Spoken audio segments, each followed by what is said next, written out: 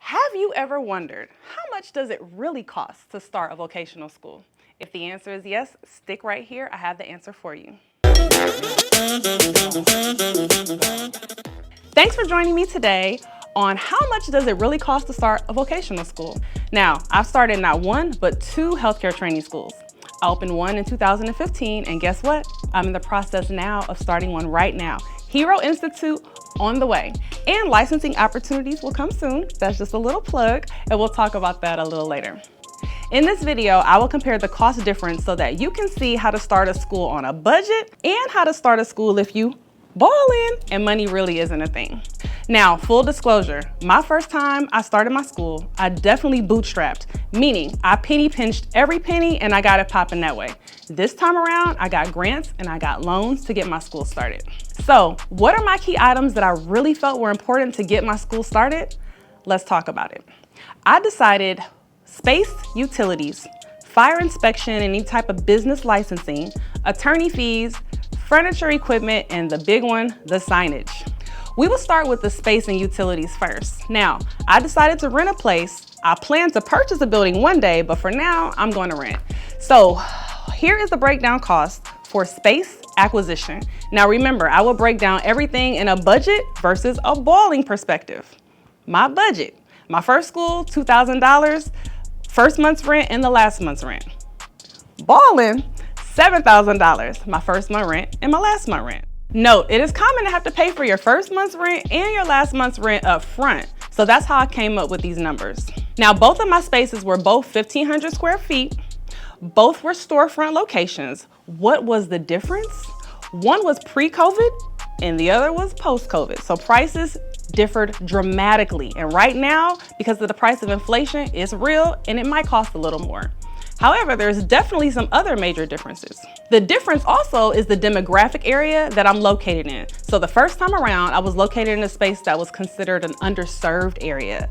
Now, the capita per income was lower than the national average, and the street was not a lot of heavy traffic or a lot of heavy flow, so it was really different. The new location has slightly higher income per capita and still under the national average. However, the location is in a huge shopping plaza. The drive-by and the foot traffic is super heavy, so I suspect that we'll get many students just off of that alone. We are also in a plaza with potential partnership opportunities, which is huge for me. So right down for me is the American Red Cross, which is a blood donation center, great for my phlebotomy and my medical assistant program students. There's also a child care center in the plaza, so I see a partnership where my students can go who have children so they can have child care. Now, there's also an urgent care in the plaza. Again, a great clinical site location and partnership for us. Now, unfortunately, at my previous location, all we had was a barbershop and an insurance company. Those were the only neighbors. So think about your partnership opportunities. Also, we have to think about utilities. Many utility companies require deposits because this is a new business. I didn't have any business credit or history. Water was already included in my lease, so I'm not responsible for that, only the electricity and the gas. The gas company asked for $300 deposit and the electric company asked for $160. And this was about the same the very first time I started my school as well. So far, the total for starting up each program, budget, $2,460, balling, $7,460. All right, next up, fire inspection and business licensing. Now, I learned real quick the first time around. I was just calling around all willy-nilly to the city and can you come do a fire inspection? You know, not even really knowing what I needed to do for my own due diligence. So I paid the fire marshals $100. They came out, inspected it, denied immediately because the space just wasn't up to code. I had to pay another private and fire inspection company to come out and do the inspection and fix all the errors that the city pointed out. You know, the little things like not having a fire exit sign over the exit, or not having the power attached to the source of the exit, or maybe not having fire extinguishers attached. You know, the list goes on and on. Long story short, I had to call the city out twice and pay them twice. Now, this time around, I called a private fire inspection company first, $60 first visit. Found out that I had $170 worth of items to get up to code, and then I was able to get them up to code. Called the city fire marshals, they came and did their inspection, done. So the first time I spent $760 for a fire inspection, however, this time I only paid $270. Now, the business license for the city was only $89, and that was the easy button, and it's different for every city. Total thus far, on a budget, $3,220, but balling, $7,730. Next, my attorney fees. Now, why do I need an attorney? Because I'm not signing on a big 20-page document lease, not knowing what it says. So I didn't pay an attorney the first time, and that was because I reviewed my own lease and it was like literally only a 1-page document. My landlord was super simple. He had a business already on the premises, and it was really easy to access him. So I had virtually no problems. However, this time I paid $900 for a lease review, and I was not happy about that. I'll be clear. However, some of the things that she found on the lease, I couldn't have figured out myself. I will be posting a video about what to look for in a lease, so be sure to subscribe to the channel now. Go ahead and click the bell so you can be alerted the next time I release a video. Anyway, back to the whole $900 ordeal. It cost me $900 to have my lease reviewed only because it was $225 per hour, and then the revisions and etc. And it was a total of 4 hours.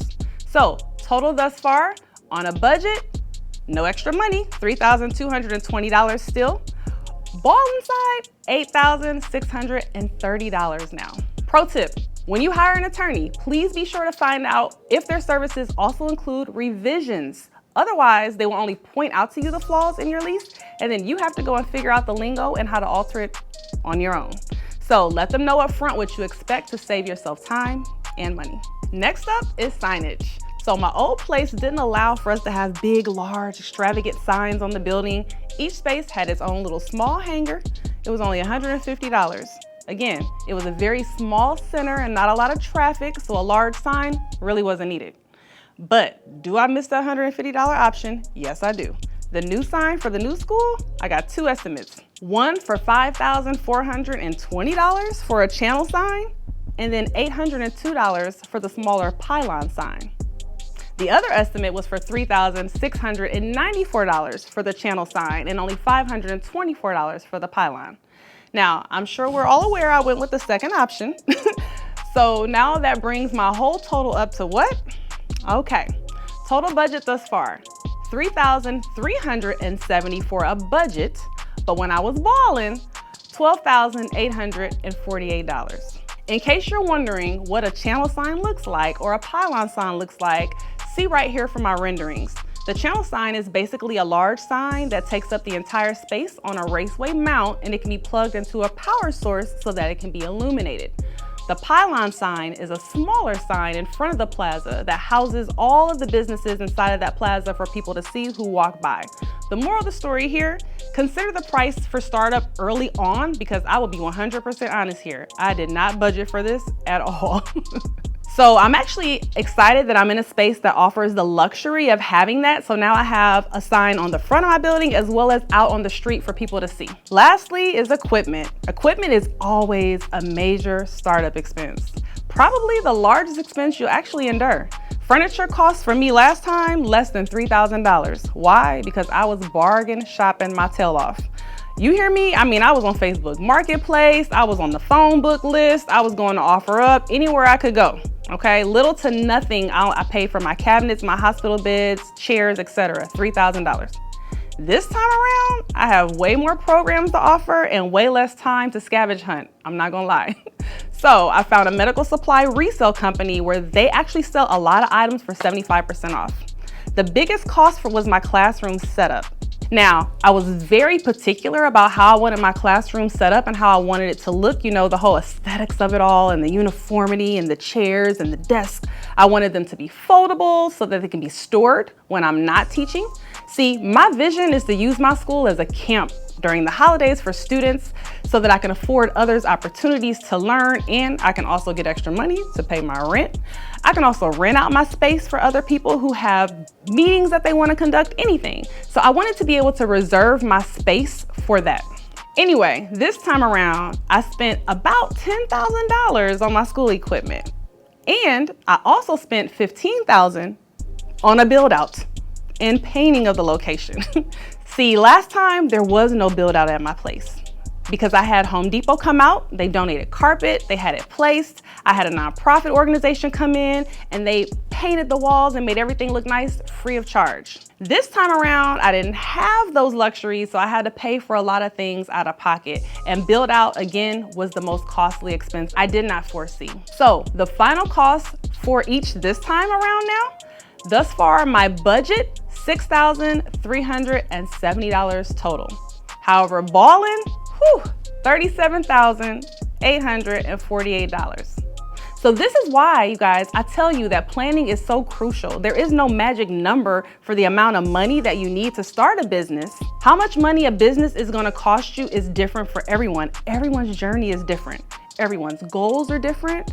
Everyone's aesthetics, how they want things is different. So I hope this video helped you see the power of planning. And now you know the items that you need to consider for your startup on your business. If you're interested in learning more about Hero Institute and our future licensing opportunities so that you can streamline your process of starting your healthcare training school, please see the description box below and fill out the form so that we can contact you. We'll reach out to you soon.